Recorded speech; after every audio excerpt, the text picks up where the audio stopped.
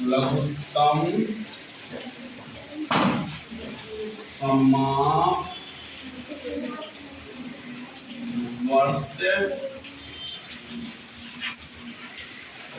ज्ञात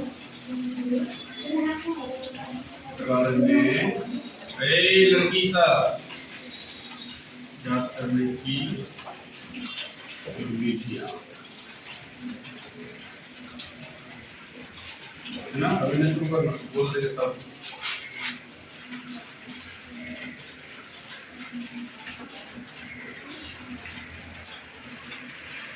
अभाज्य गुणनखंड विधि। चलो ध्यान दो, देखो ये आज जो है, आज पढ़ा रहे क्या, अभाज्य गुणनखंड विधि से क्या करना, लघुत्तम समावर्त्य ज्ञात करना। क्या ज्ञात करना, लघुत्तम समावर्त्य ज्ञात करना, है ना। इससे पहले हम महत्तम समावर्तक निकालने सीखे थे, आज हमें क्या निकालना है, लघुत्तम समावर्त्य। जैसे देखिए 6, 8 और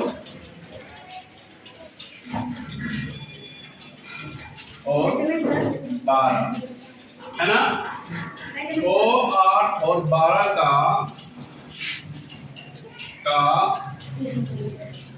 लघुत्तम समावर्त ज्ञात करना है ना। इसको ज्ञात करने के लिए सबसे पहले हमें सबका अभाज्य गुणनखंड निकालना पड़ेगा। क्या निकालना पड़ेगा, अभाज्य गुणनखंड निकालना पड़ेगा। क्या निकालना पड़ेगा, अभाज्य गुणनखंड निकालना पड़ेगा। अब देखिए हम 6 का अभाज्य गुणनखंड ज्ञात करते हैं, 2 से दिए तो 3 निकल गया। उसके बाद फिर 8 का 2 से दिए तो 4, फिर 2 से दिए तो 2, है ना। अब देखिए 12 का फिर 2 से दिए तो 6, 2 से दिए तो 3, ये निकल गया क्या, अभाज्य गुणनखंड।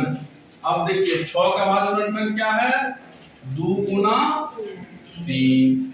8 का क्या है, 2 गुना 2 गुना 2, है ना।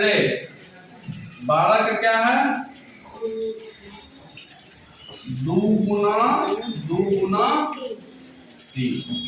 अब देखिए पहले हमें ये देखना है कि कौन संख्या तीनों में सेम है। तो ये 2 तो तीनों में है, ये 2 तीनों में नहीं है, है ना। पहले तीनों में करके देखना है, तीनों में कॉमन कोड है ना। और उसके बाद तब देखना है कि 2 गो में कॉमन कोड है। ये 2 गो में कॉमन है ना, ये और ये है ना, 2 गो में कॉमन, ये 3 है ना। इसमें से भी एक को लिखेंगे, है ना, 2। उसके बाद इस जोड़ा में से भी एक को लिखेंगे 2, समझे बात को।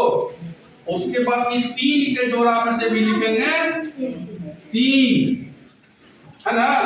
अब कौन बच गया है इसमें, ये 2 बचा हुआ है ना, ये 2 को यहाँ लिख देंगे, है ना।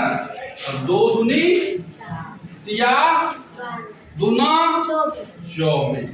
इसका मतलब है कि 6, 8 और 12 का जो लघुत्तम समावर्त्य होगा वो कितना होगा, 24। इसको बहुत ध्यान से देखना है, पहले तीनों में कौन कॉमन है देखना है, तब देखेंगे 2 गो में कौन है, उसके बाद जो बचेगा उस सबको गुना कर देना है। और जब सबको कर देंगे गुना तो निकल जाएगा क्या, लघुत्तम समावर्त्य निकल जाएगा। कोई दिक्कत है नहीं है, चलिए।